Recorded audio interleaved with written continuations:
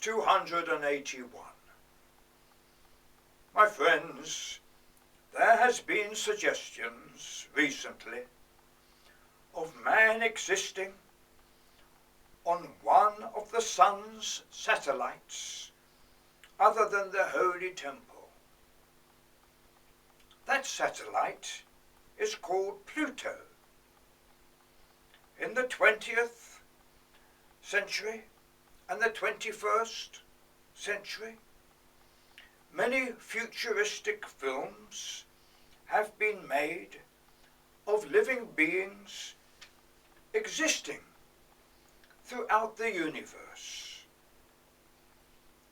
Our imagination can run wild, and there is no reason why it should not do so. No one would have thought in yesteryears of radio, television, telephone, motor cars, and computers in almost every household.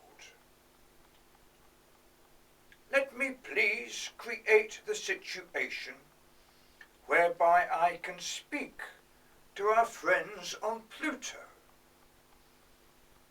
My friends, you may say to me that this is not a reality. I say to you, my friends, on the Holy Temple, talking to a man on Pluto is a fantastic reality, far greater than the brutal reality on our Holy Temple, whereby at least 15 countries have on the ready enough atom bombs to destroy the Holy Temple.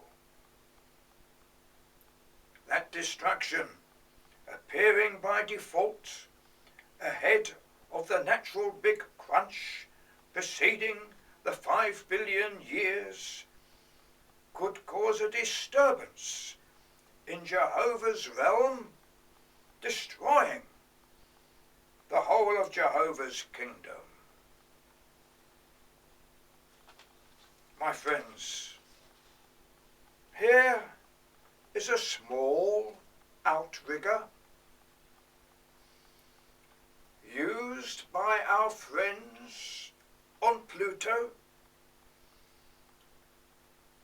to arrive on that planet. It is very much similar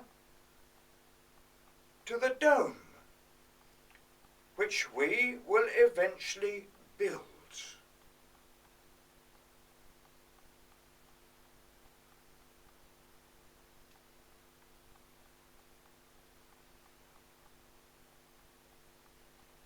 My friends,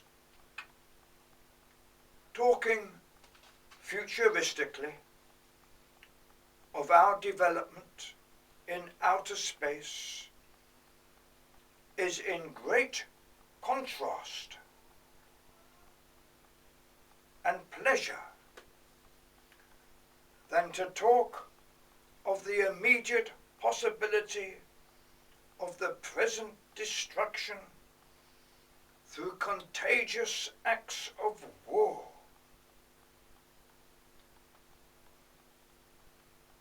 War is the disease of the human mind, set not to reach to kingdom come, but to deliver us in atomic particles down into a black hole.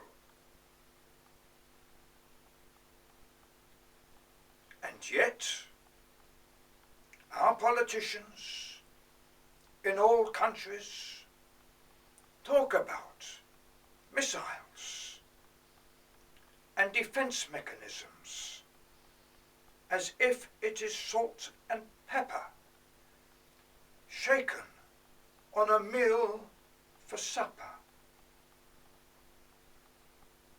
My friends, let's talk about Pluto and its occupants, with a reindeer with a shiny nose,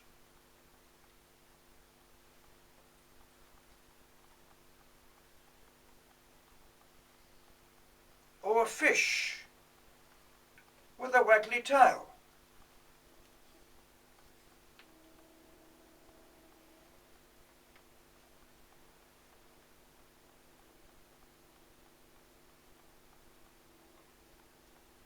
And a woman carrying her goods to market.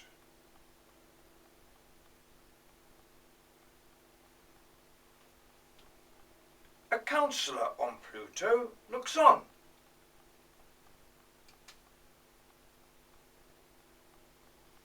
With an image of authority familiar to an early prince, similar to any country within the boundaries of the Tigris and Euphrates some 9,000 years ago. I ask him, do you still speak the language of those ancient Sumerians? He replies in perfect English, may the goodness of life and mercy bless Jehovah, for his kingdom of the four formations will be occupied by the orchestra, literature, music, song and dance, adventure, and international and interplanetary peace.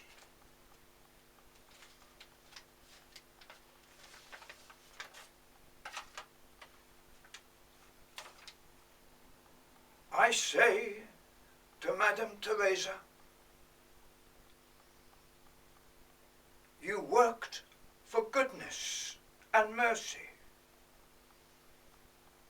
and Geronimo learned to plough the field, to bring forth sustenance. I, Alan, as the Messiah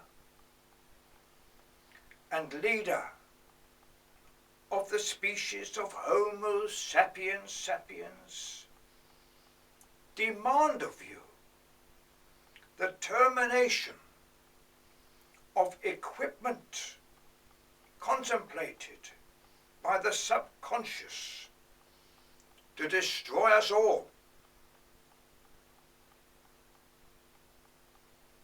The whole of mankind must elevate itself to the superconscious, conducted by the orchestra, music, song and dance.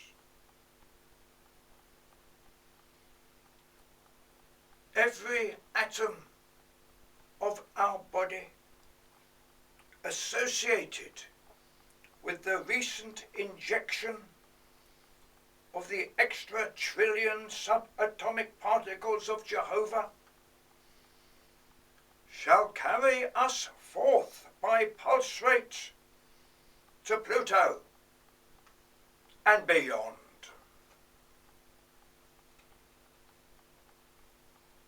The subatomic particles are a gift from the compassion of Jehovah.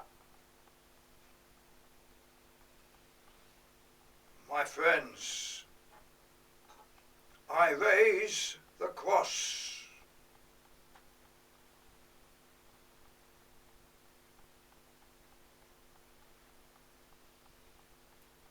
We do not raise any weapon of war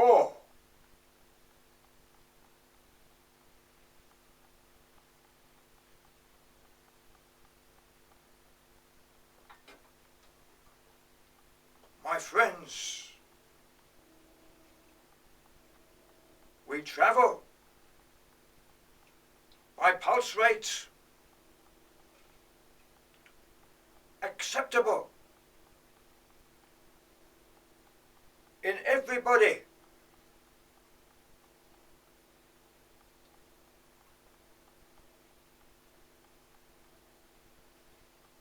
Pinocchio stands